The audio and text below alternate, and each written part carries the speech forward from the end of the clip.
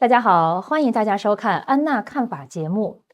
离婚对于任何人来说都是一场人生的重大变故，无论是和平分手，还是说充满争议的法律纠纷，如何合理合法的结束婚姻关系，保护自己的权益，都是离婚者最关心的问题。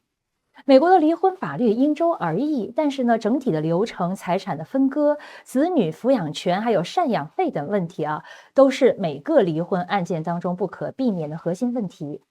今天我们特别邀请到了资深的律师霍华德·科恩 （Howard Cohn），他将为我们大家解析美国的离婚法律，帮助大家了解如何在法律的框架下妥善的处理离婚的问题。Howard, thank you for joining us today. My pleasure. 有很多人对离婚的法律流程感到陌生甚至说不知道从何入手。我想请问一下 Howard， 能不能为我们大家介绍一下，在美国申请离婚的一般流程到底是什么呢？需要满足哪些基本条件呢？ A lot of people have no idea where to start when it comes to divorce. Can you explain the general process of filing for divorce in the U.S.? Are there any basic requirements people need to meet, Howard? The requirements for filing for divorce, especially in California, each state can be a little bit different, isn't very much. You have to live in the state of California for 6 months and be a resident of the state for 6 months, and a resident in the county that you want to file for 3 months. And so if you meet those residential requirements, you can file for divorce in this state. 有些人都听说过无过错离婚和有过错的离婚，但是不太清楚他们的区别。我还想请问一下霍华德律师可不可以简单的解释一下在什么情况之下申请有过错离婚是更好的选择呢？ People often hear about no fault and fault-based divorces, but not everyone understands the difference. Can you explain for us, and in what situation should someone file for fault-based divorce, Howard? Okay, well, whether it's a fault-based divorce or no fault divorce is based upon the state that you happen to be in. In California, we happen to be a no-fault divorce state. And I'll explain what that means. When you file for divorce, that's actually a lawsuit. You are suing your spouse for divorce. In a regular lawsuit, like a breach of contract or a personal injury, you have a plaintiff and defendant. Well, here you have a petitioner and a respondent, but it's basically the same thing. You're filing for divorce.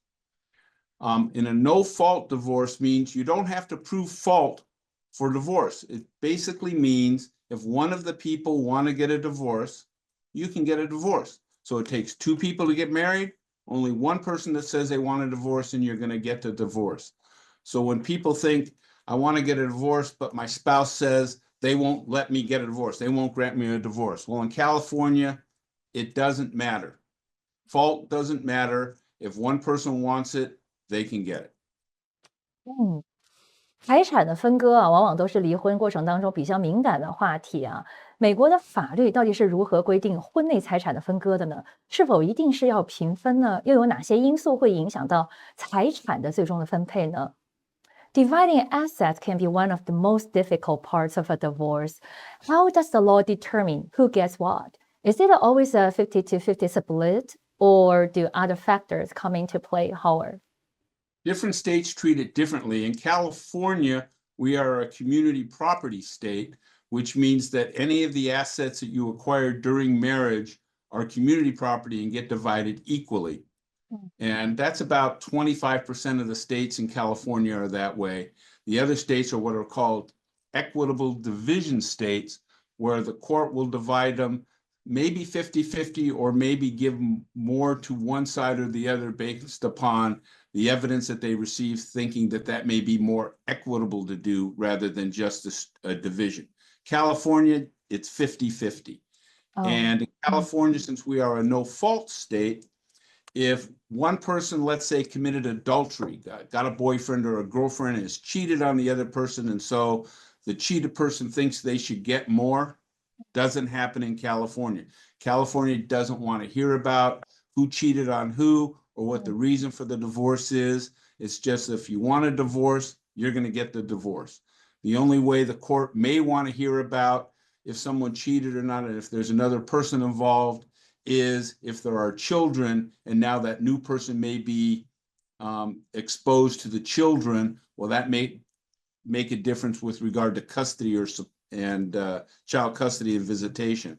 But for community property and whether you're going to get a divorce, cheating doesn't matter at all. Thank you, Howard, for your detailed explanation. 在一段婚姻当中呢，有一些配偶啊，可能长期不工作，比如说是全职照顾家庭的。离婚的时候，这种情况到底会如何影响到财产的分割和赡养费的判定呢？ What happens when one spouse hasn't worked for years, maybe because they stayed home to raise children? How does that impact the division of assets and alimony?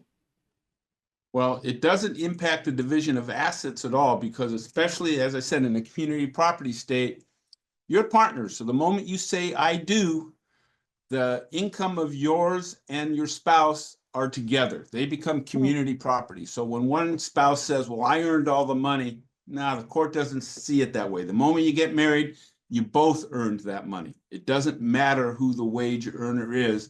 The court for the division of assets says any community property effort that you did during the marriage is both of yours. They don't care who actually did the work because you're partners, you're equal partners. Now, when the divorce ends, now the court wants to try to keep what we call the status quo for a reasonable period of time. And so the court will order spousal support from where the higher earner pays the lower earner some money for a certain period of time to kind of equal out the incomes to try to keep the standard of livings the same for us for a reasonable period of time. In that sense, we have what is known as a long-term marriage and a short-term marriage. A long-term marriage is any marriage 10 years or longer, and a short-term marriage is any marriage under 10 years. And that's done from a spousal support standpoint. So on a short-term marriage, anything under 10 years, the court will generally order support for half the length of the marriage. So if you've been married for 9 years, the support obligation would be roughly 4.5 years. Spousal support can be for life. So oftentimes that 10 years can be a real turning point because the support obligation, especially if you have one high earner and one very low earner, can be significant for a lot of years.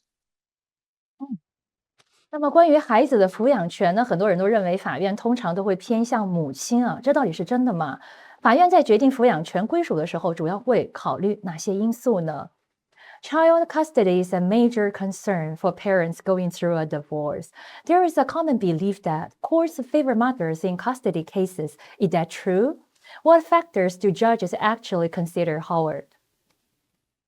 Well, child custody and child support will deal with both of them together. It's supposed to be gender neutral. The court's supposed to have a blind eye to who's the mother and who's the father. But the courts are people, and as a practical matter, it doesn't work that way. As a practical matter, the court will tend to grant child custody for the person that has tended to have custody of the child and do most of the child rearing, which is usually the mother. Especially if the child's younger, the mother's breastfeeding, the mother has stayed home to take care of the children. Well, the court will tend to keep it that way because they think that's in the best interest of the child. So although the court says from a philosophical standpoint, they want 50-50 custody. And so each one has the children 50% of the time. As a practical matter, that just doesn't work because it's hard to have two complete households. The families, once they separate, may not be living that close to each other. So I have found that what usually is the primary physical custody tends to go to the mother because she tends to be the one that's been rearing the children. And then frequent visitation tends to go to the father. And if you do the percentages, it tends to work out around 70-30. So 70% of the time with the custodial parent, 30% of the time with the non-custodial parent. 我说一方想要在离婚之后啊，带孩子搬到另外一个州生活，那应该如何合法的操作呢？他们需要走哪些法律的程序呢？What if one parent want to move to another state with a child after a divorce? And what legal steps do they need to take, Howard? Well, they have to show that one, they have primary physical custody of the child, and two, that it is really necessary for them to move to that other state. It has to show compelling reasons that they're also a primary support giver for the child, and their business requires them to move, that they have no support system here and all their families in a different state, and it's the best interest of the children for them to move there. And if the husband or the other non-custodial parent wants to fight that, it takes a compelling reason on behalf of the custodial parent to actually move the children out of state. Can happen, but doesn't happen that often. And when we get to custody, I only mentioned physical custody, but there's also legal custody. So there's two different kinds of custody, legal custody and physical custody. Legal custody is who makes the legal decisions for the child. What school the child's going to go to, what religion the child's going to have, what medical type doctors the child's going to go to. Those are legal decisions. Generally speaking, if they're both competent parents, the court will grant joint legal custody. So both the parents will have joint say, an equal say on the legal matters of the child. And then if they can't agree, then they go to the court, and the court will bang its gavel and make a decision once they make their arguments. And as I said, physical custody is the actual time spent with the children. And so you have legal custody and physical custody. Now, when you're dealing with child support, there are 4 factors that we deal with child support. One is how much time is with the father, how much time is with the mother, how much money the father makes, and how much money the mother makes. You take all, those are variables and they can switch, but you take those things and you stick them in a computer program called a Dissomaster. You press a button and it'll spit out what is known as guideline support. And then that'll be the support that the judge will order as general support. You can argue for a difference, saying you deserve more than guideline support or less than guideline support, and make arguments on that. And then the court could vary from the guideline support, but they have to put the reasons why they're varying on the record. 好，非常感谢霍华德的介绍啊。在离婚的过程当中呢，有些人可能会试图隐藏财产啊，以减少分割给配偶的份额。那如果说有人怀疑配偶在隐瞒财产的话呢，他们可以采取哪些法律的措施来保护自己的权益呢？Some people worry that their spouse might try to hide money or assets during a divorce to avoid splitting them fairly. If someone suspects this is happening, what legal steps can they take to protect themselves, Howard? Well, this is really where the sticky part of support, other than custody, happens.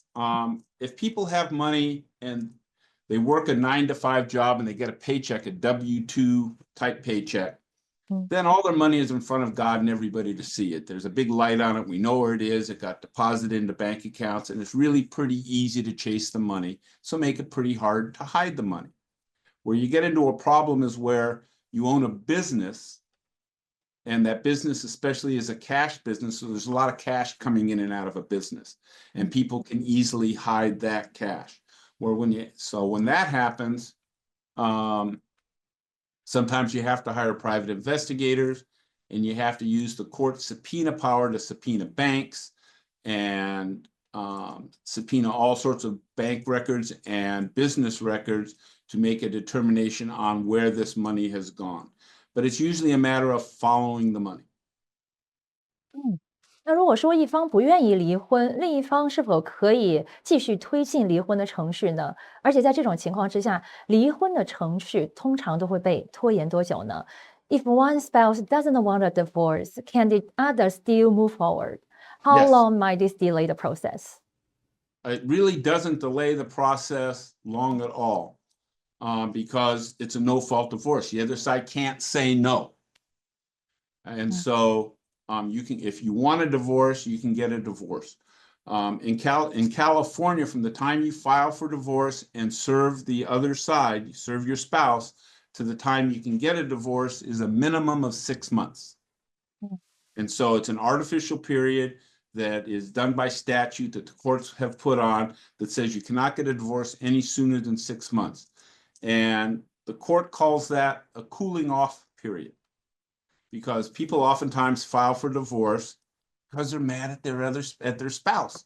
They've had a fight, something's happened, and they're very angry. I want a divorce. And so they file for divorce and they want nothing to do with that person. Well, after a period of time, emotions cool down, people cool down, and oftentimes people reconcile and get back together because, oh, I hate my spouse and they're a horrible person. And then they go out in the real world and they see, well, maybe what I have isn't so bad. And so they decide to get back together. And so the court, especially because of children and everything, say, listen, we're going to wait 6 months. That's a cool off period.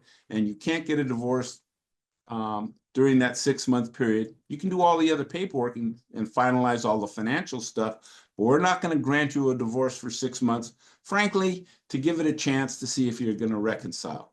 But after 6 months, if you want the divorce, the court will grant a divorce. 好，非常感谢 Howard 的介绍啊。法院在处理涉及家庭暴力的离婚案件的时候，到底会采取哪些措施呢？受害方可以申请哪些额外的法律保护呢？ For victims of domestic violence, divorce isn't just about ending a relationship, it's also about safety. How do courts handle cases involving domestic violence, and what extra legal protections are available for victims, Howard? Well, there is a domestic violence restraining order. It's called a DTTO. And you can file for a restraining order if there's been domestic violence, and that will, the level of the restraint can be up to a complete no contact, where the perpetrator of the domestic violence is not allowed to be within 100 yards of you, is not allowed to have any contact with you by phone, by email, by any electronic devices, or to contact you through a third party. So you can't have your brother, contact your wife and say, listen, your husband wants to talk to you. So it's no contact. And if you violate that order, even though it's a civil order, it is quasi-criminal, because if you violated that civil no contact order, you're now can be held in contempt of court. And if you're held in contempt of court for violating that court order, that can have criminal connotations. You can actually go to jail. 好，谢谢霍华德的介绍啊。那为了更好的保护自己的权益，离婚前需要准备哪些关键的法律文件或者是证据呢？ Divorce can be a very complicated and stressful process, so it's very important to be prepared. What key legal documents or evidence should someone gather beforehand to protect their rights, Howard? One, take pictures of everything you have in your house, so that you know what you have, because many people don't know, but these days with cell phones, it's easy to take pictures. Take pictures. Take pictures of the bank statement so you know what bank accounts you have. Those are the main things. Passports, make sure you have at least your passport. If you have kids, make sure you have control of your kids' passports, because once they're taken, they're hard to get back. Those are really the things that are most important. 所以说啊，在决定离婚之前，了解相关的法律，咨询专业的律师，确保自己做出最有利的决定是非常重要的哈。好，今天非常感谢霍华德·科恩律师和我们大家分享关于美国离婚法律的专业见解和实用的建议。Thank you, Howard Cohn, for sharing your expertise and insight on divorce in the U.S. We truly appreciate your time and advice. Thank you very much. My pleasure. Okay, bye-bye.